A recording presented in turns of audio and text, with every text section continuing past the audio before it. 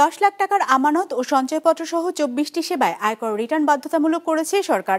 বিশ্লেষকরা বলছেন এর ফলে কমতে পারে আমানত ও সঞ্চয়পত্রে বিনিয়োগের পরিমাণ। যদিও ব্যাংকাররা বলছেন ট্রেজারি বিল বন্ডে বিনিয়োগ বাড়াতে এমন উদ্যোগ নিয়েছে সরকার। তাদের মতে এই নিয়মের ফলে বাড়বে স্বচ্ছতা ও করজালের পরিধি। রায়হান শোভনের রিপোর্ট। ওয়ালটন এখন দেশের সীমানা পেরিয়ে পৌঁছে গিয়েছে 50টিরও বেশি দেশে। ওয়ালটন, ঘরে ঘরে বিশ্বজুড়ে।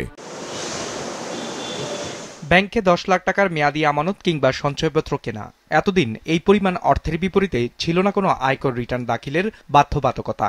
তবে সম্প্রতি 10 লাখ টাকার বেশি আমানত, সঞ্চয়পত্র কিংবা 20 লাখ টাকার ঋণ গ্রহণের ক্ষেত্রে বাধ্যতামূলকভাবে আয়কর রিটার্ন দাখিলের প্রমাণপত্র জমা দিতে হবে, এমন সার্কুলার জারি করেছে বাংলাদেশ ব্যাংক।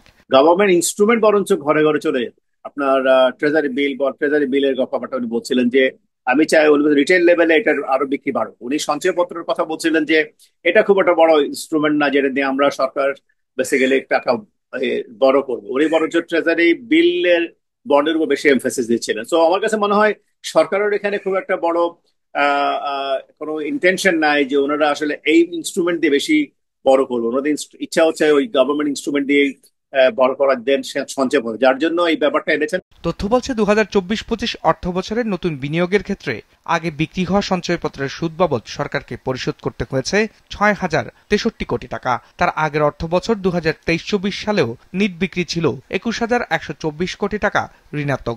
2022-23 ছিল 3,296 কোটি টাকা ঋণাত্মক। অর্থাৎ টানা 3 বছর ধরেই বিক্রির চেয়ে সুদ আসল পরিশোধে সরকারকে বেশি অর্থ ব্যয় করতে হচ্ছে। বিশ্লেষকরা বলছেন রিটার্নের বাধ্যবাধকতার কারণে সামনে আরো কমতে পারে সঞ্চয়পত্রের বিক্রি। একই কারণে প্রভাব পড়তে পারে স্থায়ী আমানতেও।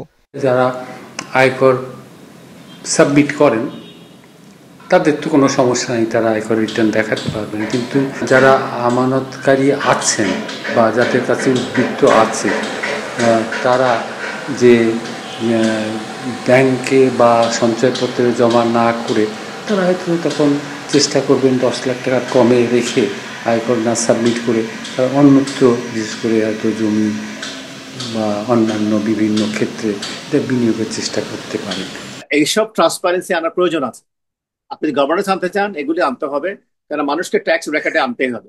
আপনি ধরেন এই এত কম ট্যাক্স জিডিপি রেশিও দিয়ে 8%-এর নিচে আপনি আপনার ইন্টারনাল রেভিনিউ যদি মোবিলাইজ করতে না পারেন, আপনার যে ডেট বাড়ছে এই ডেট পেমেন্ট করা কিন্তু আমাদের দেশের জন্য ডিফিকাল্ট হয়ে যাবে সামনের সময়। অলরেডি আমরা দেখতে পেয়েছি $4 বিলিয়ন গত ফিনান্সিয়াল ইয়ারে পেমেন্ট করতে হয়েছে, যেটা আগের বছরের চেয়ে অনেকাংশে বেড়েছে এবং আগামীতে কিন্তু আরো বাড়বে। তথ্য বলছে সঞ্চয়পত্র, আমানত কিংবা ঋণ গ্রহণ ছাড়াও ড্রাগ লাইসেন্স, অগ্নি নির্বাপন ছাড়পত্র, সিটি কর্পোরেশন এলাকায় জমি কিংবা ফ্ল্যাট ক্রয় বিক্রয়, আবাসিক এলাকায় গ্যাসের সংযোগ সহ মোট 24টি আর্থিক ও নাগরিক সেবায় আয়কর রিটার্ন বাধ্যতামূলক করেছে সরকার।